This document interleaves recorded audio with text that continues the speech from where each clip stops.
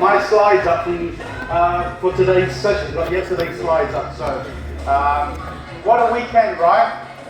For those who are here for the first time, and for those who are here for the multiple times, I applaud you as well, because sometimes we can get to a point where we think we've heard it all. And I always encourage people, and you'll hear some of my story hopefully when we get the slides, is that I've never missed an event in 17 years. Now, this is my 18th year building this industry, and you'll hear it. We've heard it so many times. I was sitting at the back with Kirsten. I've heard it so many times. Art will relate to this, and those who've been in the industry as network marketers, there is no divide between what you do and who you are, i.e. a practitioner, to a network marketer.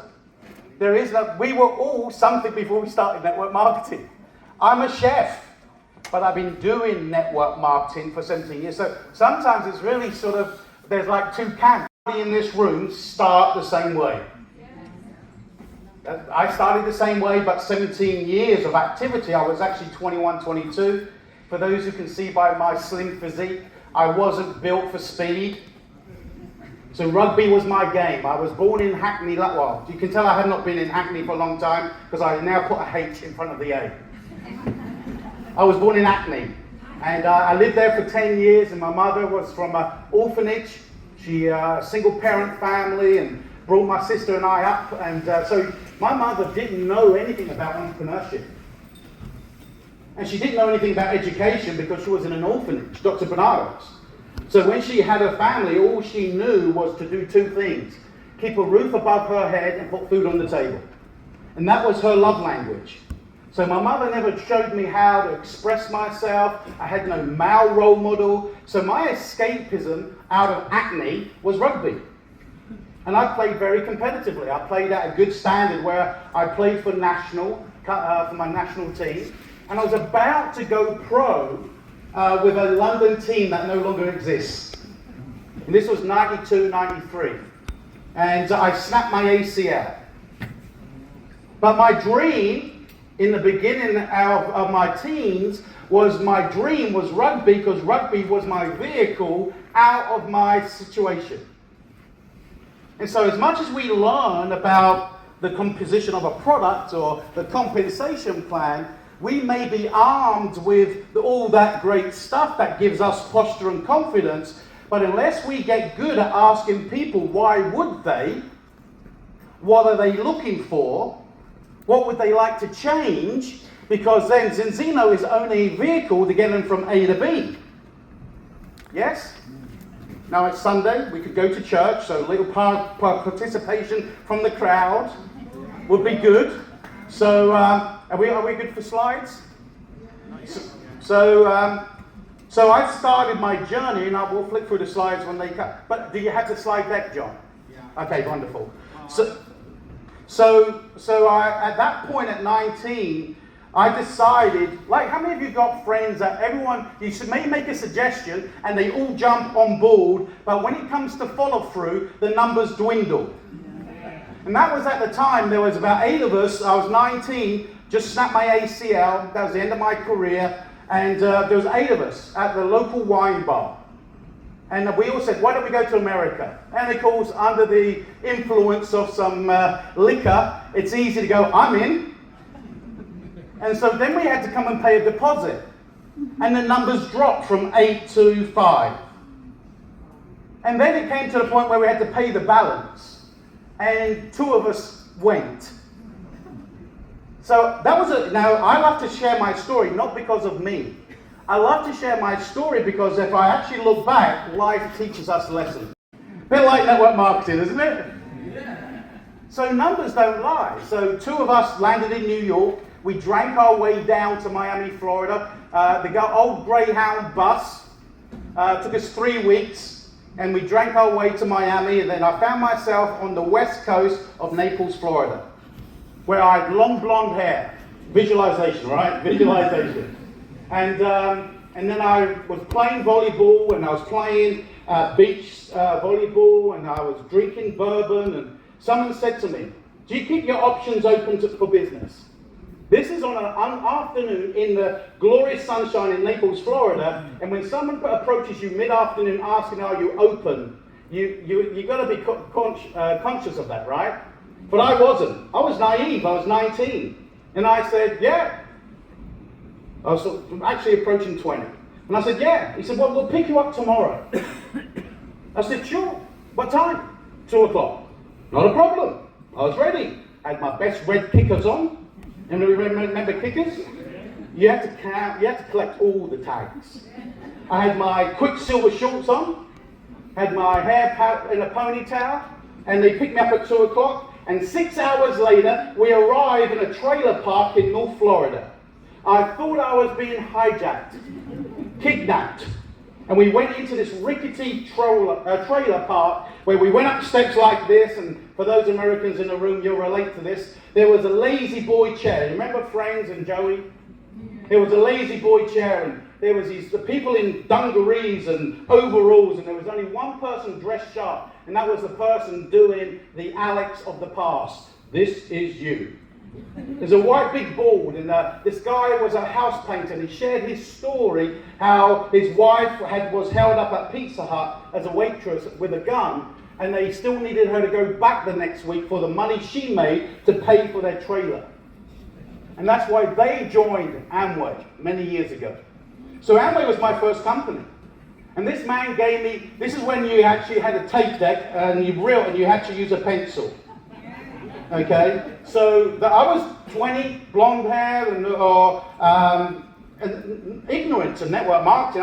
This is how I got in the industry. See, some of us are trying to be good. He said, now, I want you to role play. Are you ready to role play with me? Yeah. Okay. He said, put your hands up in here if you wash your hair. Now, for those who don't, you can't put your hand up. Don't lie, remember? Don't lie. Put your hand up if you wash your hair. He said, keep your hand up. Now, keep your hand up. I haven't told you to put it down, so you can't follow instructions. Keep your hand up. Put your hand down if you get paid. If you get paid. So keep your hand up if you get paid to wash your hair. Oh, interesting. Put your hand up if you put deodorant on. Put your hand up. Keep your hand up if you get paid to put deodorant on. That's how I got in the industry. He goes, would you like to? Because that company is a household personal care company. That made sense to me. Then he showed me, hey, you own a store. Instead of the middleman charging you more, you buy direct and you become a distributor, because back in those days, you had to distribute products. So that's when you had to go and buy a garage. Are we good? Ah, bless you. You're a man. Give him a round of applause.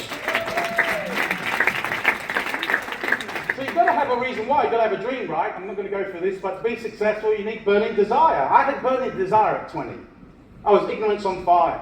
And I'll go through this another time. But there's a philosophy in life that most of us don't understand or accept, that we think we have to be skilled at what we do, but really it's how we think that impresses what we do. Our mindset. So let's fast forward to, now I've gone to this meeting, and this guy gave me some tapes, he gave me some books, and from that presentation that night, I was driven home, and on the way home we hit a cow.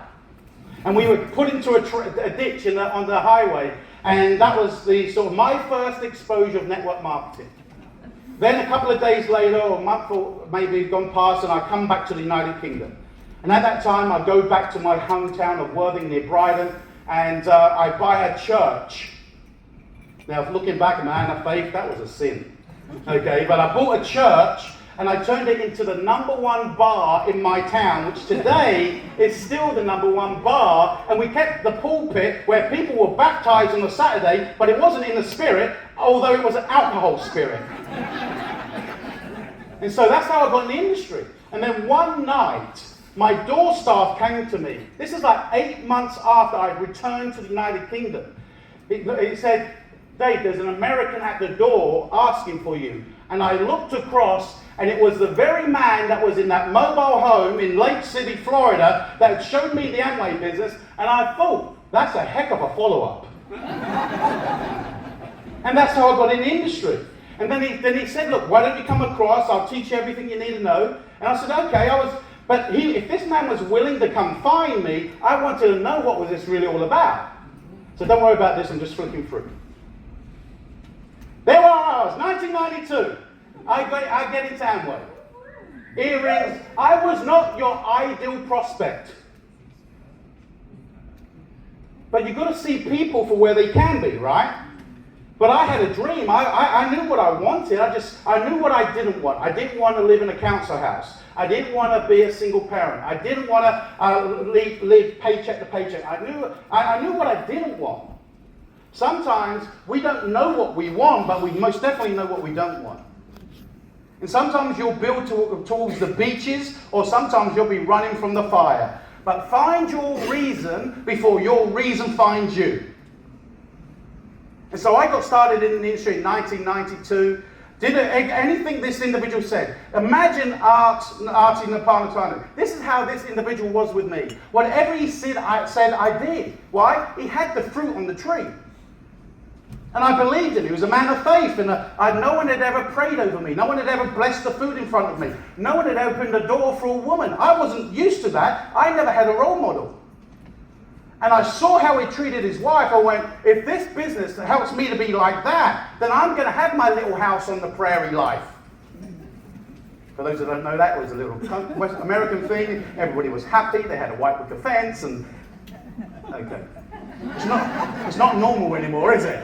So I got into business and I was with them for 6 years. And then Amway was under investigation by the FTC, the Federal Trade Commission. And my whole UK team collapsed. And I was around 26, but I made money. Folks, in network marketing, there is a big difference of making money and making money and being able to lead. There's a difference between ranks and leaders. I had made money in Amway, but I didn't know how to lead. And at 26, 7 years young, I left the industry because I felt I had let down people. But Amway was under investigation, and so my whole team didn't do anything, and when they don't do anything, that's like quitting. And so I came out of the industry for nearly 20 years. Fast forward, I'm now a single dad. I'm blessed with 4 children, but in my early 30s, or mid-30s, had a young baby called Logan, an angel sent from above. In 2008, I went and bought a Little Chef restaurant. I'd done some things in between, advertising, sales and marketing, but my core happiness is when I was cooking. And so I bought a derelict Little Chef near Gatwick. Derelict. The one that Jamie Oliver used for his program called 15. And if he couldn't make it work, who was I to think I could make it work?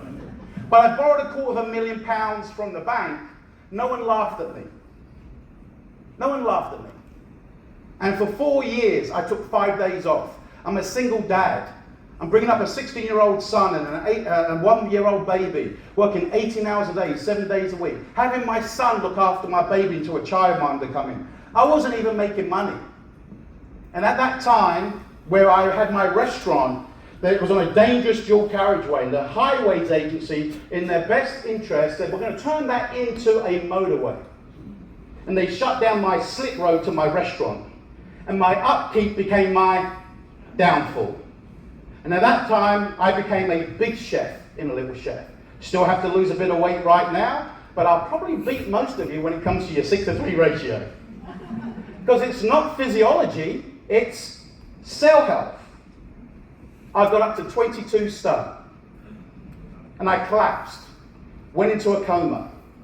And after 3 days of exploration, of lumbar punches, they put it down to 2 things. Can you guess what it was? Stress is one of them. Poor diet. And I'm a chef. For those Americans in the room, what I owned was a Denny's. So, Little Chef, Denny's, I was actually looking back, I was contributing to the pandemic. So I got into a company. And I looked online. I came out of that coma. My 1 year, I was living in a council house. The council house that I'd grown up in. That I'd moved back in when I borrowed the money to buy my restaurant because my mother was struggling with cancer. The very home I actually brought me up in, that I'm thankful for. But I moved back in with her to run my restaurant, look after her, and she passed away. And through that process, and I was going to be evicted from that home. And I looked online and I had to do something. I looked at my 1-year-old daughter and I said, now, remember, find your reason before your reason finds you. And so I looked online for health and wellness and come up with a company that said, we have a shake that tastes like cake. Lose 10 pounds, feed 10 children. I love the idea. So I looked at it, didn't even know it was another network marketing company. And then about a week later, somebody rings me and says, we're looking for people that have been 6-figure income earners because we're about to launch the market. Now, I had been a 6-figure income earner many years ago in the industry, but at this stage, I wasn't even making £500 a month from a business that owned me. Because I had 9 staff, I had advertising, I had liabilities, insurance, everything that Kate was sharing with us. And so I got into this company and I became, you can see I lost nearly 5 stone in 90 days. I became a product of the product. And I became a 6-figure income earner again. But people say, are you a network marketer? I said, no, I'm a chef by profession. I just tapped into a emerging market in direct consumer marketing. So it doesn't matter what our background is, if the desire is not there to change, if the desire is there not to grow, there will always be what we give ourselves as a title. I'm not a chef, you're not a practitioner. You are Jackie. You are Sue. What you do to make money is what you do to make money, but that's not who you are. But how many of us hide behind our title? I'm a nutritionist. No, you're not. That's what you do.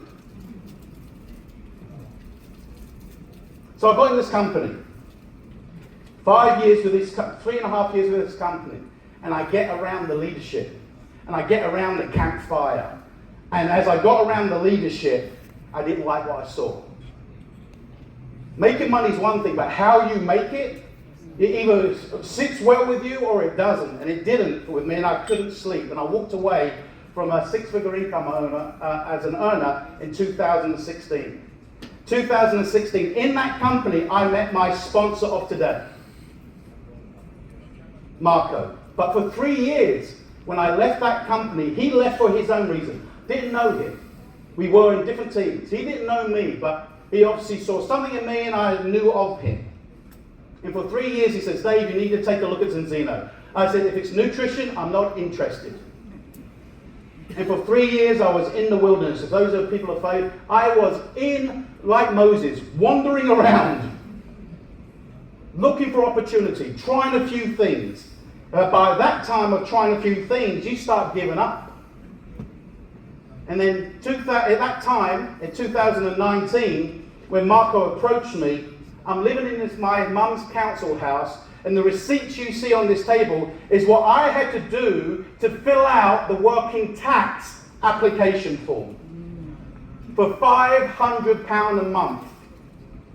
So I built 2 companies to 6 figures. I'd had a restaurant, had to go bankruptcy. When I saw Zinzino, I was in bankruptcy. But no one, except for Nigel and Sue Booth, knew my story. Because when I prospected them, they had to drive to me and buy the coffee. And so I had nothing in my fridge. I had nothing on the table. But that's the reason why I did it. And then 2019, I'm in a dilemma. One of my very best friends, Kirsten Pierce, as you've heard from him, great talker, isn't he? Isn't he eloquent? I taught him how to dress.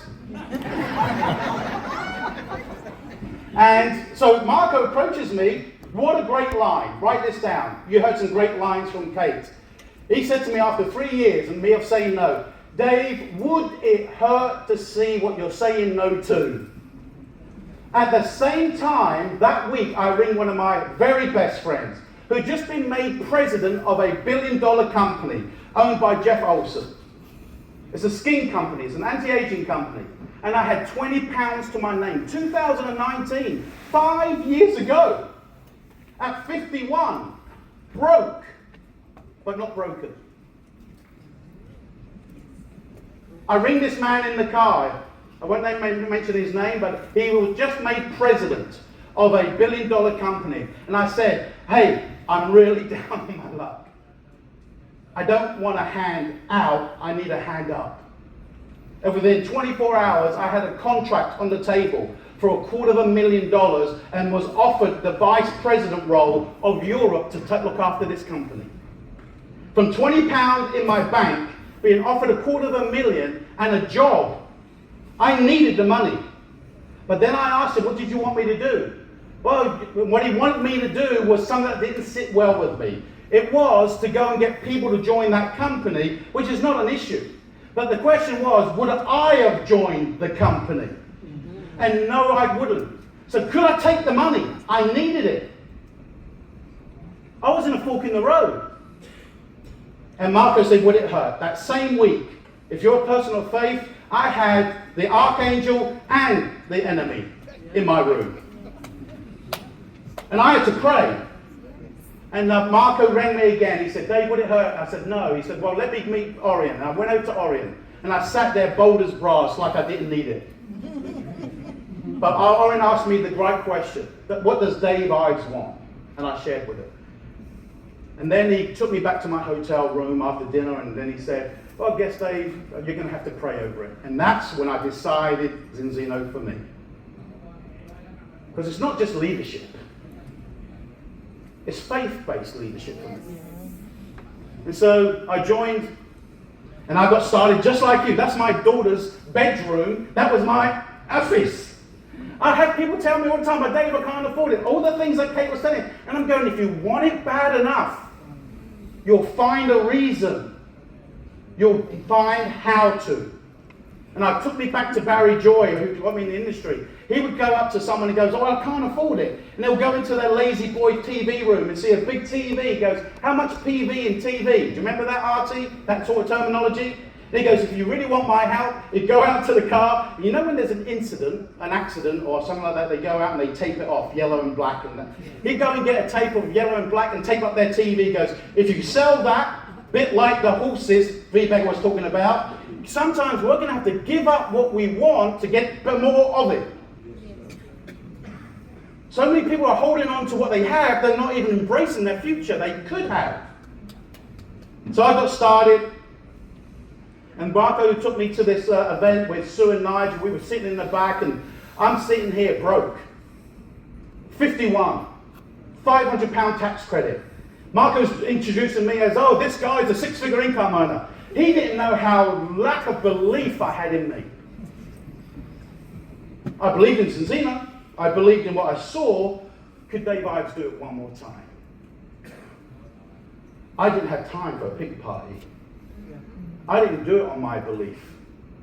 I did it on the belief of someone else that I'd help you. And all I had to do was get people in front of Marco for a season so I built my confidence back. And so then he got me dreaming again. I remembered my dream. I just realized for 20 odd years it had been cemented with concrete by naysayers.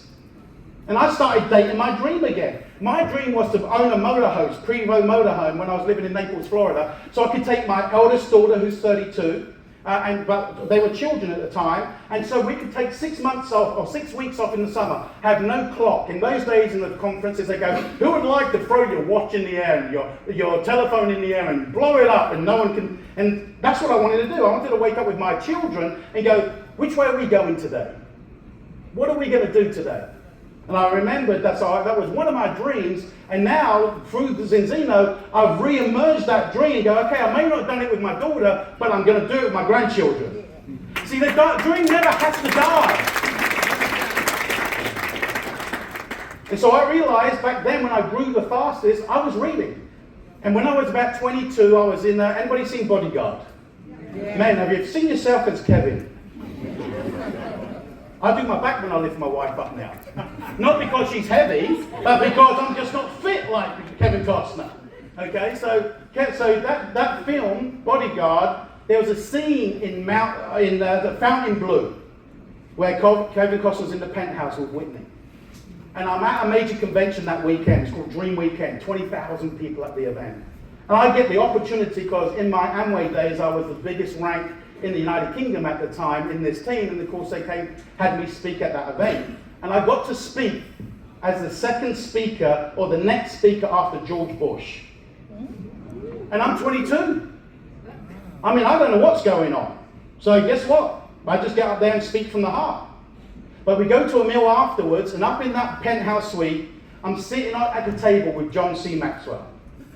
I'm sitting there with Les Brown. I'm sitting there with Darren Hardy. I'm sitting there with a guy called Brig Hart, who's my second upline in my first company that I learned so much from.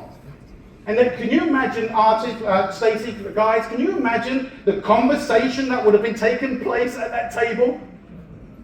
And here's a 22-year-old just tucking into the steak. And John Maxwell said to me, when you're as hungry for that steak as you're hungry to feed your mind, you'll be ready for success. I remember those words vividly. 10 years later, or 17 years later, I'm in my second company. That second company hired John C. Maxwell, $1 million for the year to train 25 of their top earners. I happened to be one of them, and we went into the first meeting in Atlanta, and John C. Maxwell, after 17 years, goes, "Hey Dave, how's Barry?" Remember people's names. And I got reading again, and I realized how backward I was at 51, where I allowed the world to enter my thinking because I stopped growing. That's why Zinzino has Go Cool. That's why Zinzino has ZTV. And so now that 1-year-old baby is 7.5 years old. And people tell me, "Dave, you can't build this. I've got my children, I can't go to events." Take them to events. Don't let your reason be your excuse. And I love when we got started, I started to see my daughter, how grown men felt intimidated by her. Because men, you know what men are? They're just kids with long legs. We like to think we're important. We've got ego, pride. I didn't have time for pride. I didn't have time for ego. I wanted to support my daughter. So she became a receptionist or registration. Now we have Sue. She does so much for the company. So I went to my first Oslo meeting. Only one person came with me. 2020, I think it was. No, 2000, June, so I got in May, 2019, 2000. So, Dave's a networker. No. When I joined Zinzino, I had nobody. Nobody was listening to me. I started at 0. I started -0 in belief.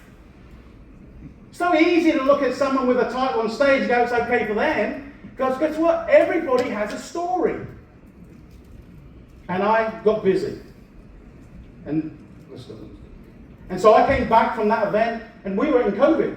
We had momentum in our first 3 or 4 months. We had so much momentum, Steve Morley, didn't we? In the United Kingdom. Then we hit COVID. And then we had to do everything in the Zoom. And that was another skill set we had to learn.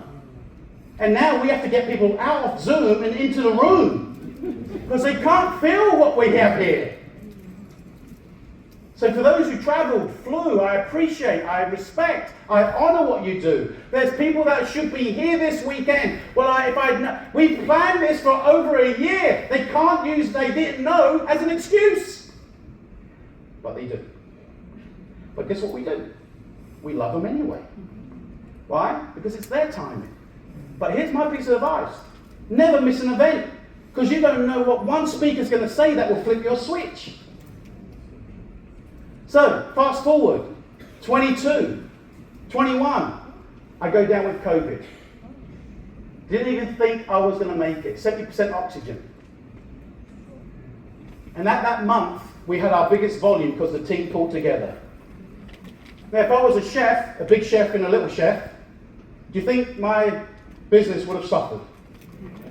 And after 5 days on oxygen, my wife at the time, which was my fiance,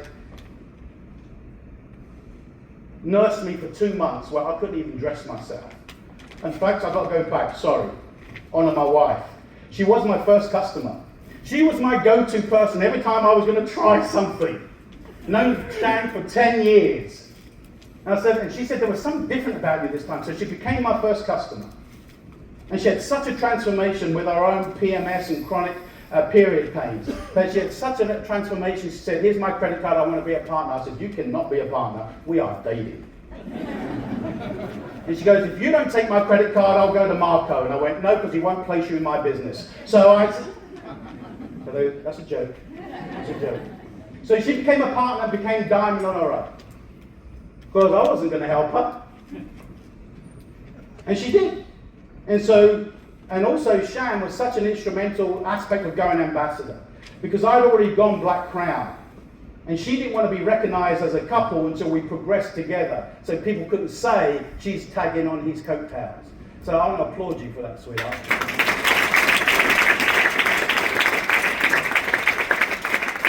And so a few months later, we go to Dubai for one of our team events, and we started traveling more. We started taking the children with us, and all of a sudden that one-year-old baby, that 7.5-year-old daughter, I was told, Dave, are you crazy doing another thing like that? Folks, there's only going to be one person right. It's going to be them or you. Don't let the naysayers, the spectators, sit on the fence and tell you what you are worth or not or cannot do, when you've got cheerleaders in the room believing in you. So we started traveling and we got engaged. And this is, again, please, this is not about me or Shan, but through that story, within 36 months, I didn't have 20 pounds to my name. I could have taken £250,000, but now I had to go and start building something I didn't believe I could even do. But in 36 months, life changes. And folks, it doesn't even take 36 months when you get a focus. So many people are part-time, but they're not even putting part-time hours in.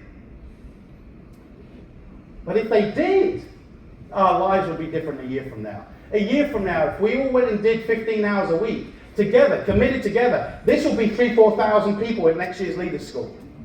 And this would be crowns and above at the Crown dinner on the Thursday night. And many of you will be coming in not worrying about sharing a room or asking for time off. Yes? Yes. You've got to see where you're going. And so November 22, we hit the rank of ambassador. It was the craziest month, and we've been there far too long. But I tell everybody day after day, this is the season to start building, because they are coming.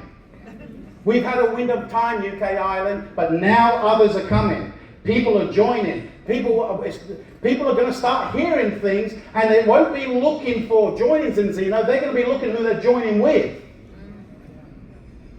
But it's enough for everyone, by the way.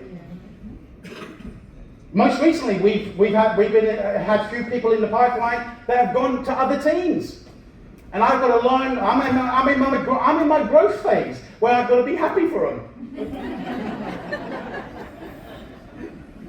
because I'm human. When you invest time and energy in people, but guess what? You win some, you lose some. But I've got to grow up.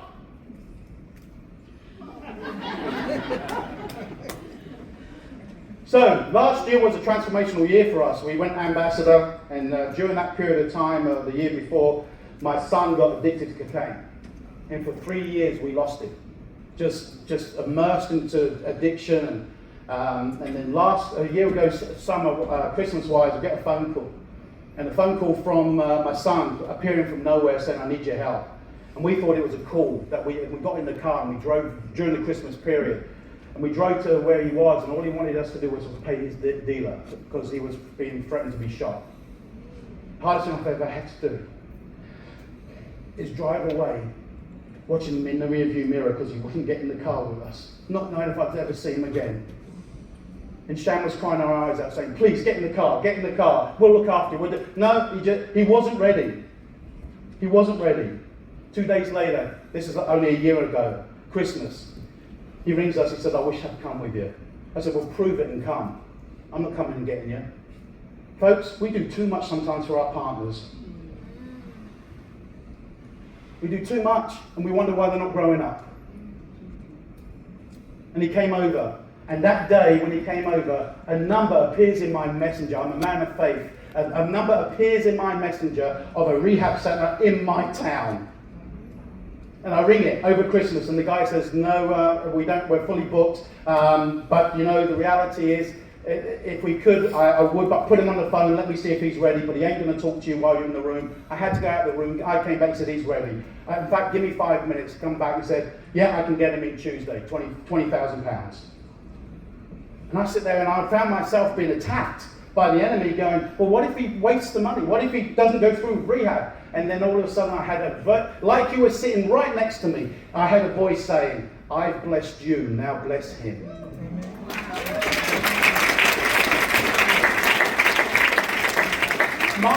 It wasn't whether he did or didn't, it was whether I would be obedient.